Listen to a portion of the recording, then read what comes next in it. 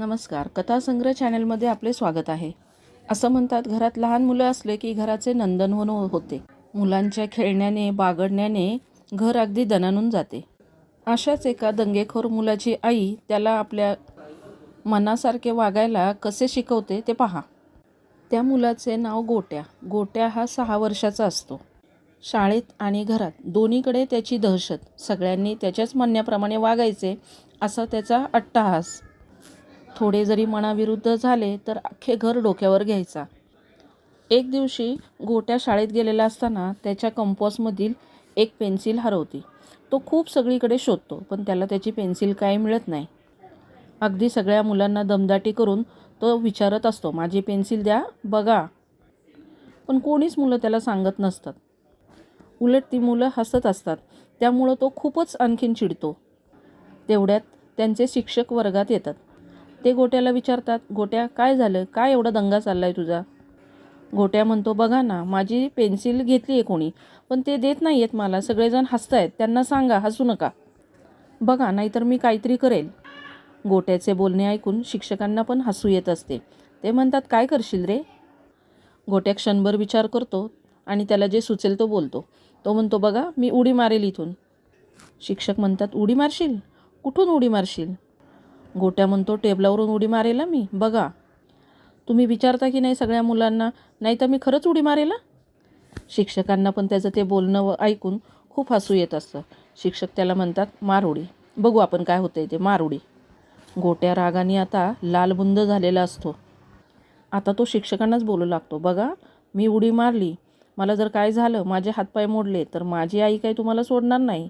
आणि जर माझे बाबा आले तर मग काय विचारू नका. गुरुजी पण गोट्याला म्हणतात, गोट्या मार उडी आता तू, बघू आपण कोण कोण येते तुझे ते.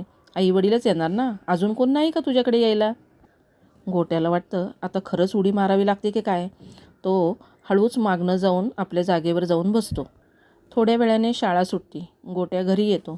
घरी आल्यानंतर दप्तर देतो फेकून आणि कोणाशीच काही बोलत नाही. 1 तास झाला तरी गोट्या शांत. घरात आईला काहीच कळत नाही. काय झाले गोट्याला, काय एवढा शांत बसलाय? आई गोट्याजवळ जाते आणि त्याच्या डोक्यावरून हात फिरवते आणि विचारते, काय झालं गोट्या, का का तू शांत आहेस? गोट्या आईच्या कुशीत जाऊन रडून शाळेत घडलेला सगळा प्रकार सांगू लागतो. आई गोट्याला शांत करते आणि त्याला समजावते, हे बघ, तुला काय हवंय? तुझी पेन्सिल कोणी घेतली तेच हवंय ना? गोट्या रागाने म्हणतो, हो, मला हवंय, कोणी घेतली आहे माझी पेन्सिल, मला कळायला हवंय, मी त्याला खूप मारणार. आई गोट्याला म्हणते, शांत हो, त्यासाठी मी जे सांगेल ते तुला करावं लागेल. करशील का तू? ऐकशील का माझं? मग तुला जे हवं आहे ते तुला मिळेल. तुझी पेन्सिल कोणी घेतली ते तुझ्यासमोर आपोआप समोर येऊन उभं राहील. गोट्या म्हणतो, खरंच खरंच असं होईल आई? आई पण त्याला म्हणते, हो, पण मला दिलेला शब्द तुला पाळावा लागेल, माझा शब्द मोडायचा नाही. गोट्या आनंदाने म्हणतो, ठीक आहे. आई त्याला सांगते, आपल्या घरात एक बॉक्स आहे, त्याच्यामध्ये 12 पेन्सिल आहेत.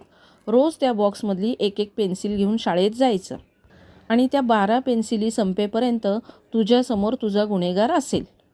गोट्या रागाने म्हणतो, 12 दिवस? मी नाही थांबणार एवढे दिवस. आई म्हणते, मग बस रडत असाच, तुला तुझं कोणी पेन्सिल घेतली हे कधी कळणारच नाही आणि अशीच सगळी मुलं तुझ्यावर हसतील, चालेल का तुला? गोट्या नाही असं म्हणतो. आईला सांगतो, बरं ठीक आहे, उद्यापासून मी एक पेन्सिल घेऊन जाईल.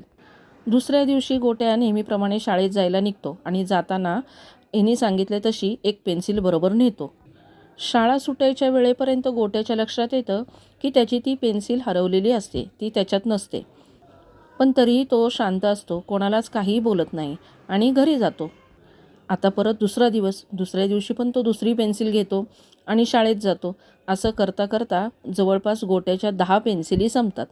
तसे त्याचा संयमही सुटायला लागतो. तो आईला म्हणतो, आई, हे काय तू असलं मला सांगितले? माझी पेन्सिल कोण घेते हे अजून मला कळलेलं नाही. मी नाही असलं काही करणार, मी सरसकट सगळ्या मुलांना मारणार. आई त्याला म्हणते, थांब, असं करू नकोस. तू मला सांगितलेस की नाही 10 दिवस झाले, 2 दिवस राहिलेत, मग 2 दिवस थांब ना, 2 दिवसांनी तुला जे हवं आहे ते तू कर. गोट्या परत म्हणतो, ठीक आहे. आणि आता 11व्या दिवशी तो शाळेत जातो. नेहमीप्रमाणे तो परत एक पेन्सिल घेऊन जातो. शाळेची मधली सुट्टी झालेली असते. गोट्या मुलांबरोबर खेळत असतो.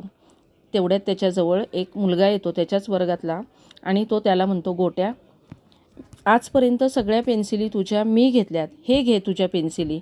मला मला तुझ्या पेन्सिली चोरायच्या नव्हत्या, मला फक्त तुझी मजा करायची होती रे. असं म्हणून तो सगळ्या पेन्सिली गोट्याच्या हातात देतो. आपल्या सगळ्या पेन्सिली मिळाल्यामुळे गोट्याच्या चेहऱ्यावर आनंद होतो. पण गोट्या त्याला काहीच बोलत नाही.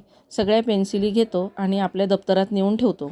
घरी येतो आनंदाने आईला सांगतो, आई हे बघ माझ्या सगळ्या पेन्सिली मिळाल्या मला. आई म्हणते, बघ मी तुला सांगितलं होतं ना मिळेल, काय केलं त्या मुलाला तू मग? पण गोट्या सांगतो, अगं त्याने मला पेन्सिल्या दिल्या ना, त्यावेळेला मी त्याला काहीच नाही केले, मला त्याचा रागच नाही आला, का बरं? आई पण हसते आणि म्हणती, वेडा ग वेडा. असं म्हणून ती गोट्याला जवळ घेते आणि मायेने कुरवाळते. गोट्याच्या आईने गोट्याला जगण्याचा किती मोठा नवीन धडा शिकवला होता. आयुष्यात संयम हा खूप महत्त्वाचा असतो. तिने इतक्या नटखळ मुलालासुद्धा आयुष्यात संयमी कसं राहायचं, स्वतःवर नियंत्रण कसं ठेवायचे हे त्या आईने शिकवलेले असते. मुलं कितीही खोडकर असली तरी आई निरनिराळ्या युक्त्या लढवून मुलांना प्रत्येक गोष्टीतून काही ना काहीतरी शिकवत असते आणि तेच संस्कार मुलांना आयुष्यभर उपयोगी पडत असतात. दिसायला जरी अगदी छोटीशी गोष्ट असली तरी खूप काही शिकण्यासारखे आहे.